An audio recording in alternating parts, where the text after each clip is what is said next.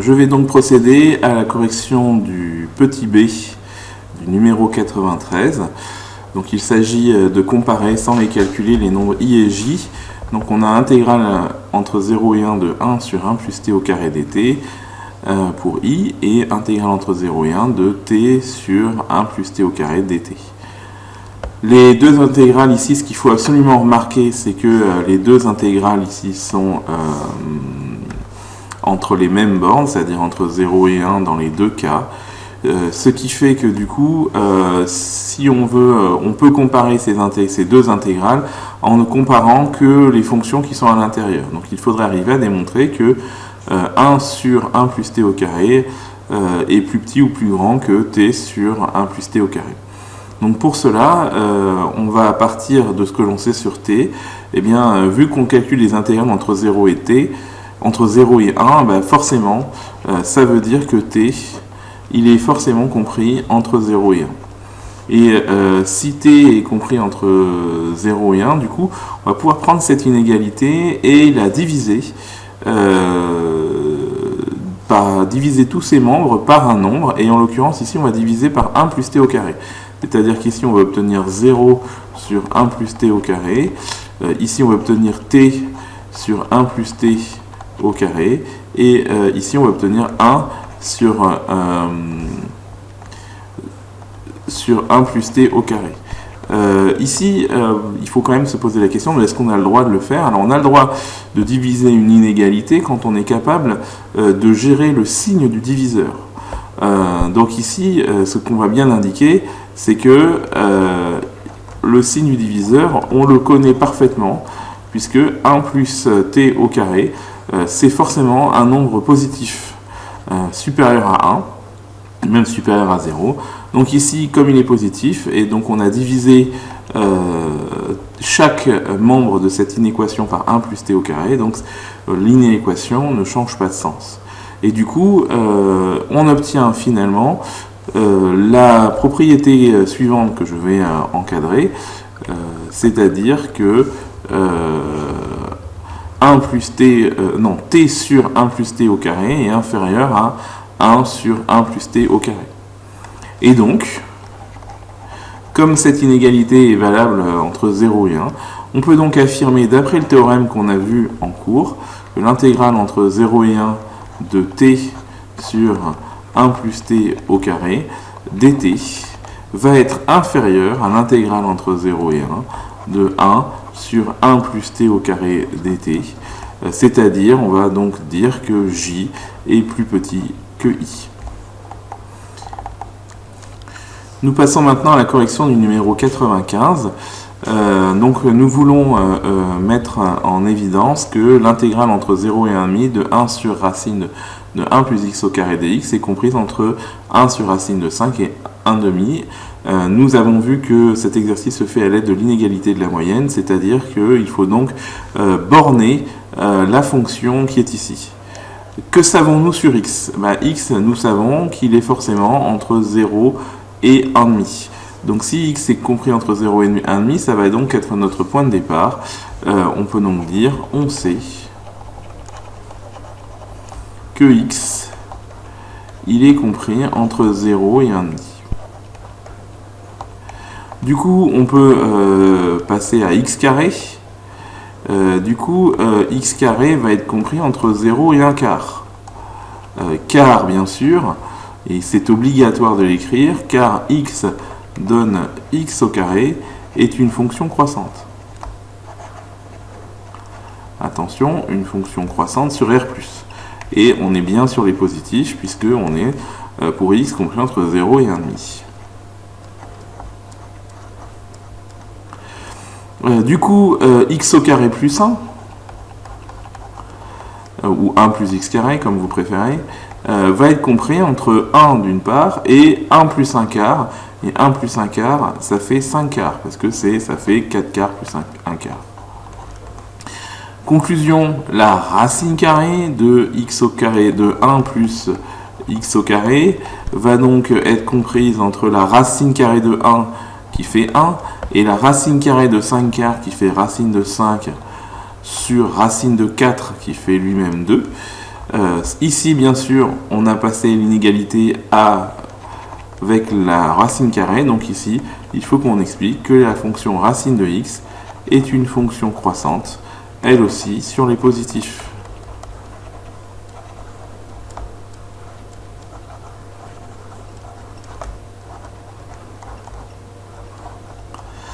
Et maintenant, nous passons à l'inverse, c'est-à-dire l'inverse de 1 sur racine de 1 plus x au carré. Et vous n'êtes pas sans savoir que la racine carrée, elle, par contre, est une fonction décroissante sur les positifs. Donc, est décroissante sur R plus étoile. Donc ça signifie que il va y avoir, alors au choix, soit une inversion des bornes, c'est-à-dire ici je vais mettre 2 sur racine de 5, et ici je vais mettre l'inverse de 1, et l'inverse de 1 ici c'est 1, et donc on obtient ceci.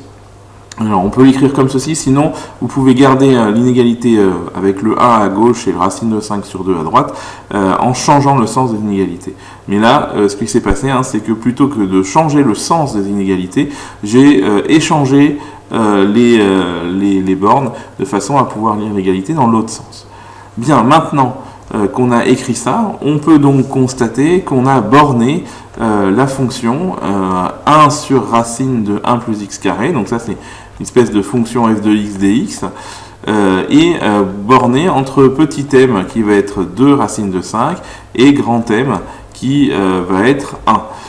Et donc la conclusion, c'est grâce à l'inégalité de la moyenne, c'est que nous allons pouvoir trouver une inégalité pour l'intégrale.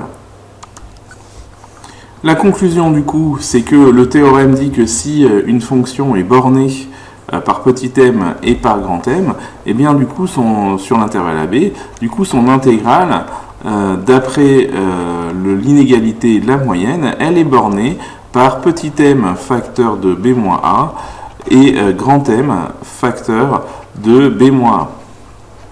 Donc la conclusion, c'est que donc du coup, ici si on reprend l'écriture en bleu, l'intégrale entre, alors je rappelle qu'on était avec x compris entre 0 et 1,5, donc x compris entre 0 et 1,5, de 1 sur racine de 1 plus x au carré dx, va donc être borné par 2 racines de 5, facteur de b moins a, donc 1,5 moins 0, et facteur ici 1 facteur de 1,5 moins 0.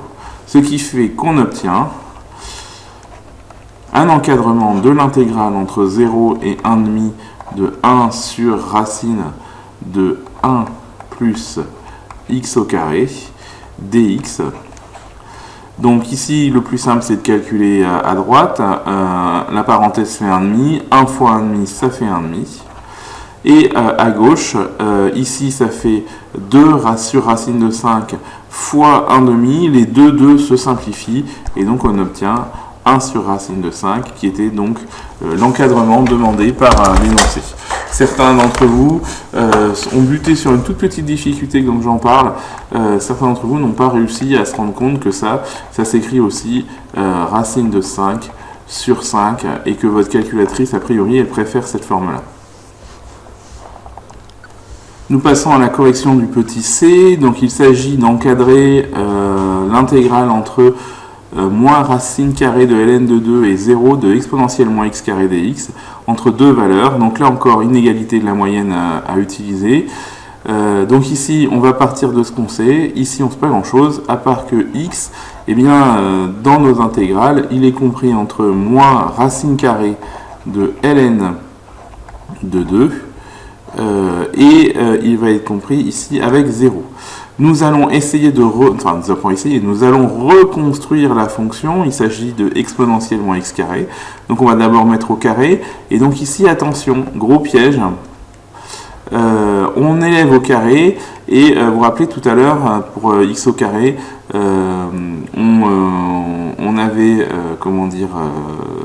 on était face à une fonction croissante, mais attention, la fonction x au carré, elle est croissante, oui, mais uniquement sur R+. Vous avez toute une partie qui est décroissante, ici, sur R-. Or, si on regarde bien notre égalité, x, il est compris entre moins racine carrée de ln de 2, qui est bien sûr un nombre négatif, et 0, ce qui veut dire que nous sommes sur un x, enfin sur des x qui sont négatifs. Et donc ici, on va donc pouvoir expliquer qu'on va appliquer la fonction x au carré qui sera décroissante sur l'intervalle considéré, c'est-à-dire décroissante sur R-. Et donc du coup, ici, il va y avoir une inversion.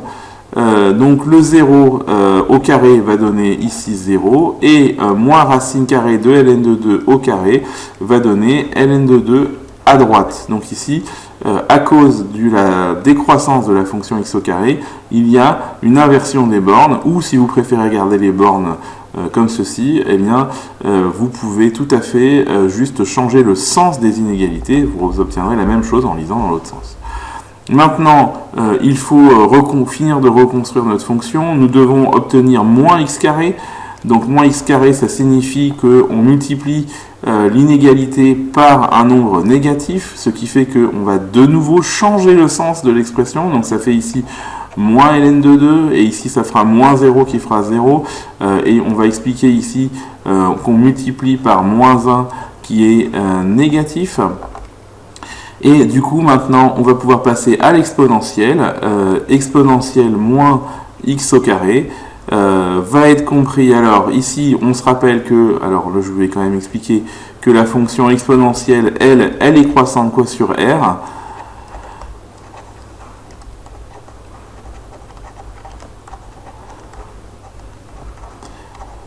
Ce qui donne exponentielle 0, et ici, exponentielle moins ln de 2. Donc on a réussi à borner notre fonction exponentielle x au carré, mais c'est pas ce qu'il y a de plus clair, parce que c'est pas totalement fini, parce que exponentielle moins ln de 2, ici, l'idée c'est de bien calculer ça. Exponentielle moins ln de 2, ça fait exponentielle de ln de 1,5. Alors pour ceux qui auraient encore un peu de mal avec ça, et du coup ça ferait 1,5. Alors j'explique pourquoi moins ln de 2 ça fait ln de 1,5.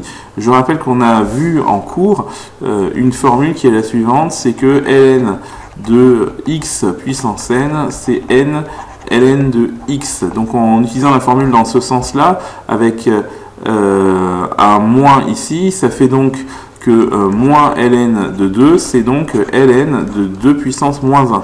Et ln de 2 puissance moins 1, c'est donc ln de 1 sur 2 puissance 1, c'est-à-dire 1 sur 1,5.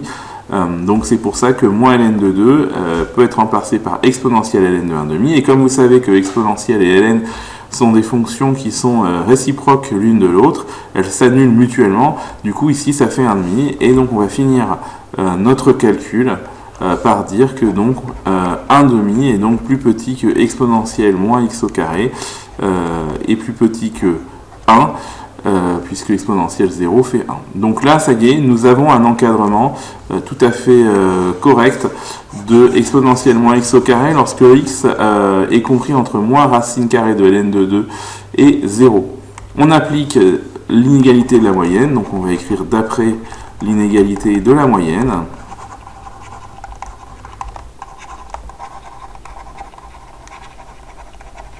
Pour ceux qui auraient encore un peu de mal, ici, on va avoir petit m.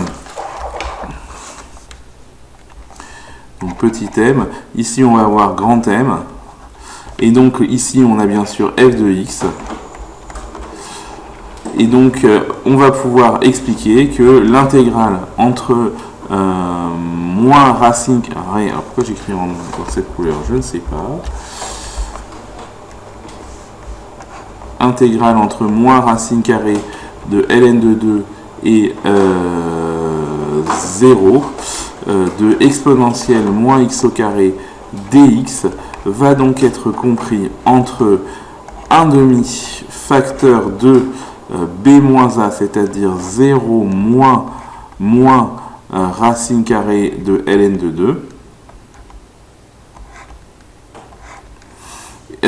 Et ici, un facteur de 0 moins racine carrée de ln de 2.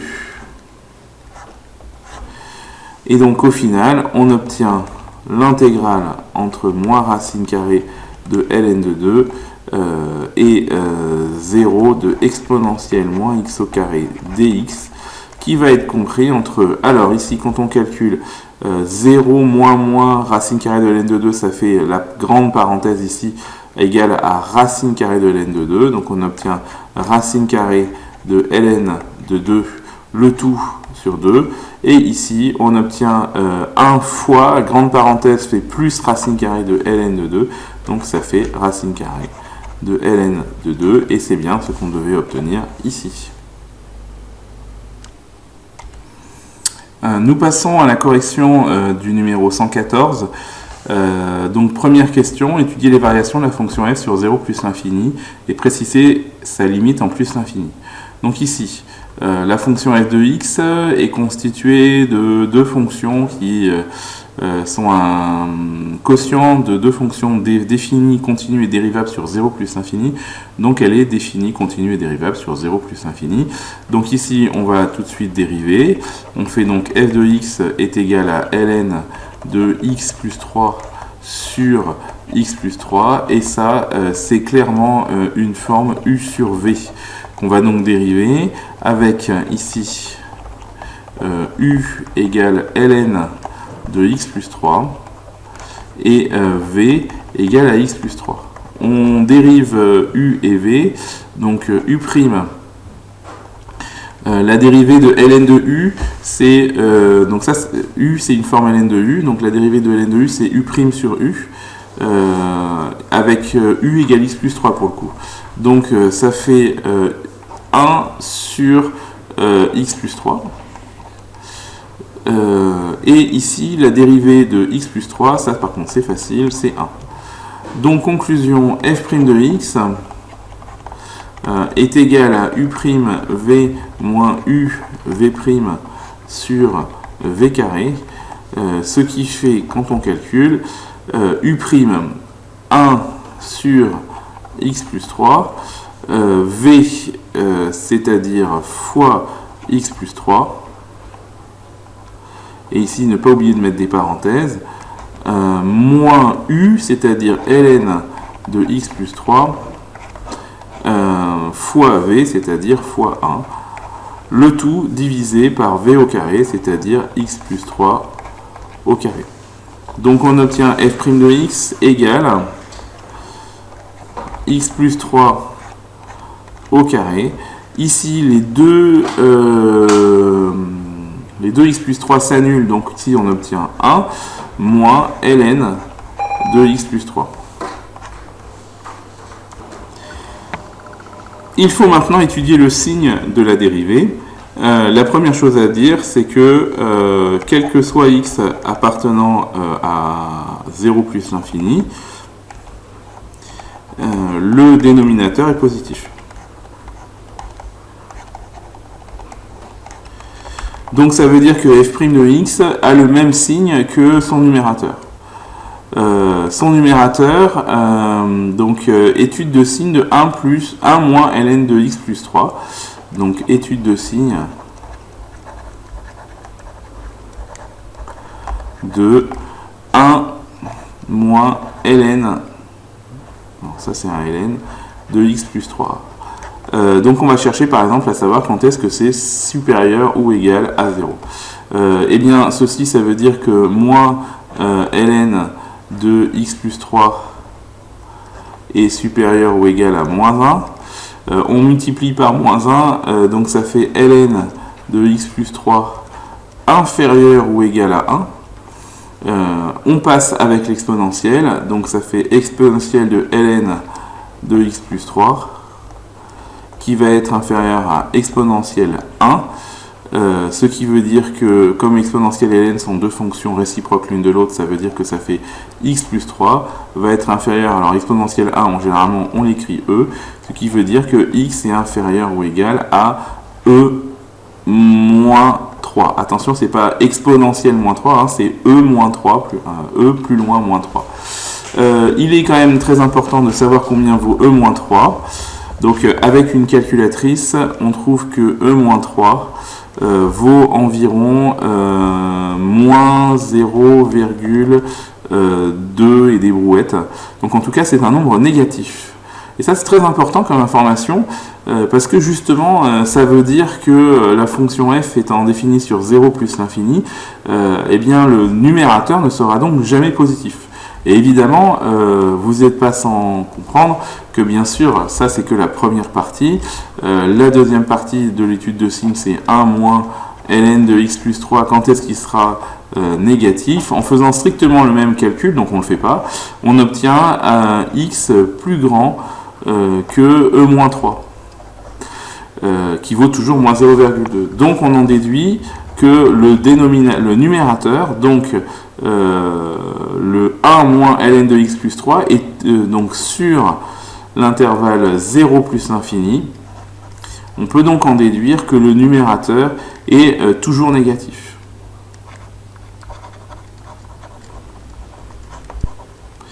Et donc, dernier point, vu que ici le x plus 3 était positif, vu que le 1 moins ln de x plus 3 est négatif, ça veut donc dire que notre dérivée, si on la regarde bien, cette partie-là ici va être tout le temps négative, cette partie-là ici va être positive, donc notre dérivée, nous savons désormais qu'elle va être négative. Donc ici, on va pouvoir l'écrire, conclusion, sur 0 plus l'infini,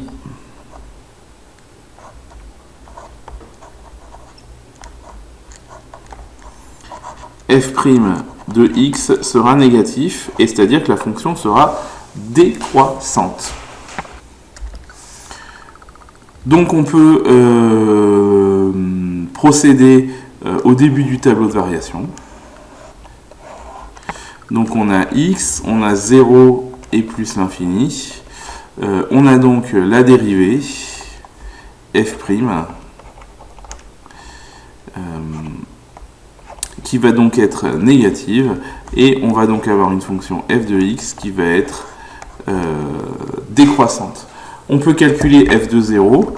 F de 0, ça c'est relativement simple à calculer, c'est ln de 3 sur 3.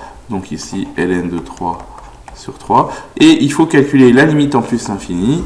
Donc là, la limite en plus l'infini, c'est pas quelque chose d'anodin. Donc on va la faire correctement. Donc ici, limite en plus l'infini. Donc ici, j'espère que tout le monde est conscient que lorsque x tend vers plus l'infini, ici, le x plus 3 va tendre vers plus l'infini. Du coup, le ln de x plus 3 va tendre vers plus l'infini. Donc, le numérateur va tendre vers plus l'infini. Le dénominateur ici va tendre vers plus l'infini. Donc, on est face à une forme indéterminée.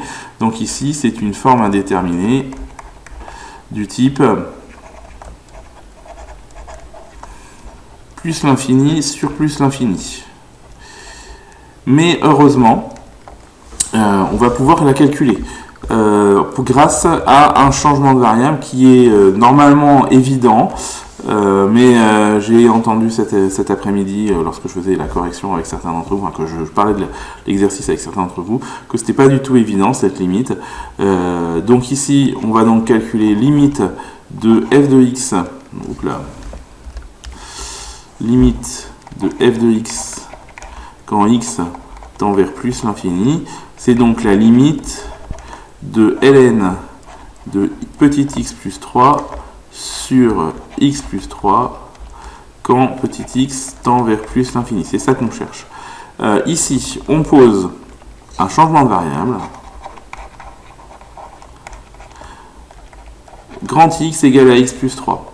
On remarque que comme petit x tend vers plus l'infini, Alors, grand x, lui, il tend plus l'infini plus 3. Ça fait toujours plus l'infini, donc grand x tend vers plus l'infini. Donc finalement, la limite de petit f de x, quand x tend vers plus l'infini, c'est donc égal à la limite de. Alors, à la place de x plus 3, on mettra grand x. À la place de x plus 3 en bas, on mettra grand x. Et à la place de petit x, ici, on va mettre grand x. Et comme ici, petit x tendait vers plus l'infini, et bien grand x, d'après ce qu'on a écrit, il tend vers plus l'infini. Or, ceci est une limite de cours. Dans votre cours, il y a marqué que la limite de ln de x sur x, quand x tend vers plus l'infini, c'est une limite à connaître, ça vaut toujours 0. Donc, conclusion, ceci vaut 0. Et donc ici, on peut mettre 0. Voilà, c'est la fin de la première question. On passe à la deuxième. On définit cette fois-ci une suite, un, par son terme général. Un égale intégrale entre n et n plus 1 de f de x dx. Et deuxièmement, petit a, on vous demande de justifier que f de x est compris entre deux bornes, qui est f de n plus 1 et f de n. Alors, on sait que x, ici, il est compris entre deux valeurs qui sont n et n plus 1. Eh bien, démontrer que f de n plus 1 inférieur à f de x inférieur à f de n, c'est très rapide. Il suffit d'appliquer ici la fonction f de x. Donc ici, que sait-on sur la fonction f? Eh bien, elle est décroissante sur R+. Donc comme elle est décroissante, ça veut dire que si n, x et n plus 1 sont des nombres rangés dans un certain ordre, eh bien leurs images f de n, f de x et f de n plus 1 seront rangées dans l'ordre contraire. Et si on remet ça bien, ça veut dire que tout simplement f de x va être compris entre f de n plus 1 et f de n.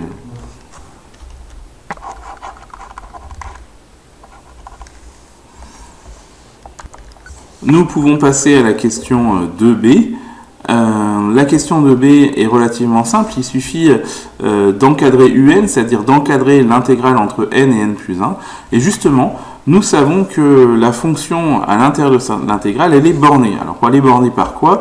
Elle est bornée par petit m ici et grand m ici. Pourquoi je dis que ce sont des bornes? C'est parce qu'en fait, petit m et grand m ne dépendent pas de x, ils dépendent de n. Donc ici, on va pouvoir utiliser l'inégalité de la moyenne.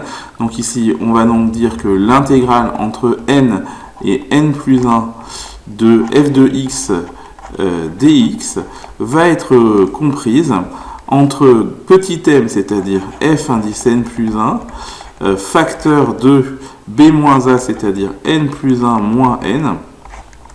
Et de l'autre côté, ici, on va avoir f de n facteur de b moins a, c'est-à-dire n plus 1 moins n. Donc, du coup, on obtient intégrale entre n et n plus 1 de f de x dx, c'est-à-dire un. D'ailleurs, plutôt que d'écrire ça, je vais écrire un directement. Donc, un va donc être compris entre, alors, f de n plus 1 facteur de n plus 1 moins n, n et n s'en vont ici, ça fait donc f de n plus 1. Et ici, pareil, f de n. Donc, on a démontré le petit b. On va maintenant utiliser ce résultat pour faire le deuxièmement petit c. On doit justifier que la suite un converge.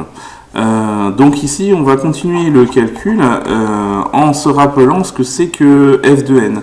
F de n, je rappelle que c'est ln de n plus 3 sur n plus 3. Et puis de ce côté-là, f de n plus 1, ça va être ln de n plus 1 plus 3 sur n plus 1 plus 3. Ce qui fait que un est compris entre ln de n plus 4 sur n plus 4 et de l'autre côté ln de n plus 3 sur n plus 3. Or, on a déjà démontré, on ne va pas le refaire, que la limite de f de x, quand x tend vers plus l'infini, c'est 0. Donc ici, on va pouvoir expliquer que la limite de ln de n plus 4 sur n plus 4, quand n tend vers plus l'infini, c'est 0. Et de la même façon, la limite de ln de n plus 3 sur n plus 3 quand n tend vers plus l'infini, c'est 0 aussi.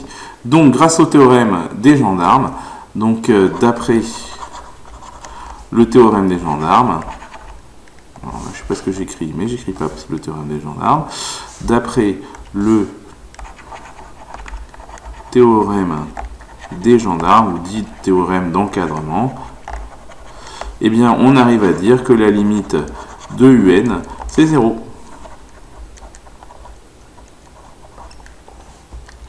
Donc là, il n'y a aucun problème. On est certain que la suite converge, puisqu'elle est encadrée par deux suites convergentes vers 0, et que sa limite est 0. Nous passons maintenant à la question 3a. Donc on pose pour tout entier naturel n, I indice n égale l'intégrale entre 0 et n de f de x dx. On doit exprimer in en fonction de n, donc en gros on veut calculer l'intégrale. Donc in c'est donc l'intégrale entre 0 et n de f de x, donc c'est-à-dire ln de x plus 3 sur x plus 3 dx. Et donc ici, pour pouvoir calculer cette intégrale, eh bien, il faut calculer la primitive de petit f. Donc ici, je rappelle que f de x, c'est donc ln de x plus 3 sur x plus 3. Ici, c'est une primitive qui n'est pas du tout facile à voir. Pour pouvoir mieux la voir, je vous propose d'écrire le calcul un petit peu différemment. C'est donc 1 sur x plus 3 fois ln de x plus 3. Et ici, on remarque que ce calcul est de la forme u' fois u puissance 1, avec dans le rôle de u ln de x plus 3, et dans le rôle bien sûr de u', la dérivée de ln de x plus 3 étant bien sûr, alors ça c'est une forme ln de u qui se dérive en u' sur u, u étant égal à x plus 3 ici, donc u' fait 1, sur u, c'est-à-dire sur x plus 3. Donc ici, on a bien u' qui est 1 sur x plus 3, et u qui est u puissance 1 ici, qui va être ln de x plus 3. Donc on est face à une forme u' fois u puissance 1. Donc du coup, comme cette fonction est continue, il existe une primitive, enfin des primitives, et donc cette primitive, la primitive de u' fois u puissance 1, c'est u carré sur 2.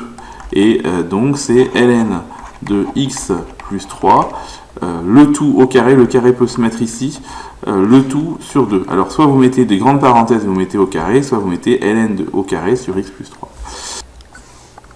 Donc on va pouvoir calculer in. In égale donc primitive de petit f, c'est-à-dire ln, alors je vais la réécrire comme ceci, x plus 3, le tout au carré, le tout sur 2, entre 0 et n.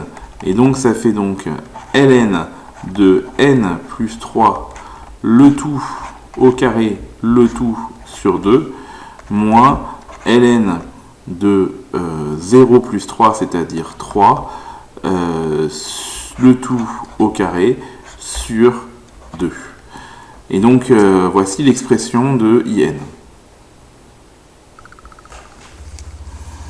Donc la question petit b, on pose pour tout entier n supérieur ou égal à 1, Sn est égal à U0 plus U1 plus UN moins 1. Donc on va écrire cela. On se rappelle que U0, c'est donc l'intégrale entre 0 et 1 de f de x dx. U1, ça sera l'intégrale entre 1 et 2 de f de x dx. plus U3 qu'on ne va pas écrire, mais qui sera l'intégrale entre 2 et 3, etc. Jusqu'à la dernière intégrale, donc la numéro c'est U indice n-1, donc entre n-1 et l'indice d'après, c'est-à-dire n de f de x dx. Ici, on va utiliser la relation de Chasles. Je rappelle ce que c'est que la relation de Chasles. La relation de Chasles, c'est quelque chose qu'on a vu dans notre cours. C'est que lorsqu'on a l'intégrale entre a et b de f de x dx plus intégrale entre b et c de f de x dx, eh bien, à condition que ce soit exactement la même fonction, donc ici on a bien f et f, et que la borne d'arrivée de la première intégrale corresponde à la borne de départ de la deuxième intégrale, et bien dans ce cas-là, la relation de Chasles permet de dire que ça fait intégrale entre a et c directement de f de x dx. Donc du coup, en remarquant que c'est la même fonction partout, que ensuite on a l'intégrale entre 0 et 1, et qu'on repart ici à l'intégrale entre 1 et 2, et qu'ensuite l'intégrale entre 2 et puis celle qui va être à l'intérieur ici va repartir à 2, puis 3 et puis 3, etc. Donc forcément la dernière sera elle aussi prise en compte par quelque chose qui sera dans les pointillés. Donc au final on va pouvoir coller toutes ces intégrales, donc ce qui fait qu'on obtient S indice n qui va être égal à l'intégrale entre 0 et n de f de x dx, d'après la relation de Chasles. Donc on l'écrit pour bien expliciter ça, d'après la relation de Chasles. On notait que la relation de Chasles existe aussi sur les vecteurs, et que, je ne sais pas si vous en rappelez, que vecteur AB plus vecteur BC est égal au vecteur AC, donc c'est la même idée, un point B là, qui fait la liaison entre les deux vecteurs, et du coup ça fait le vecteur AC. Donc voilà, donc relation de Chasles qu'on peut voir à plusieurs sources. Donc, bien sûr, on remarquera que Sn est donc égal à In. Et d'après ce que nous avons vu sur le tableau précédent, In est égal à ln de n plus 3, le tout au carré, le tout sur 2, moins ln de 3, le tout au carré, le tout sur 2. Et si n tend vers plus l'infini, que se passe-t-il ? Eh bien, si n tend vers plus l'infini, n plus 3 qui est ici tend vers plus l'infini, ln de n plus 3 tend vers plus l'infini, et donc du coup, ln de n plus 3, le tout au carré, va tendre vers plus l'infini, et donc cette fraction ici va tendre vers plus l'infini. Et donc du coup, la suite Sn est-elle convergente ? Eh bien non. Donc ici, on va écrire que limite de ln de n plus 3, le tout au carré est égal à plus l'infini, quand n tend vers plus l'infini, c'est-à-dire donc que limite de Sn, ça va être plus l'infini. Donc si ce morceau-là tend vers plus l'infini, ceci est négligeable puisque c'est juste un nombre, donc ça fait limite de Sn quand n tend vers plus l'infini égale plus l'infini, et donc la suite Sn est-elle convergente ? Sn n'est pas convergente.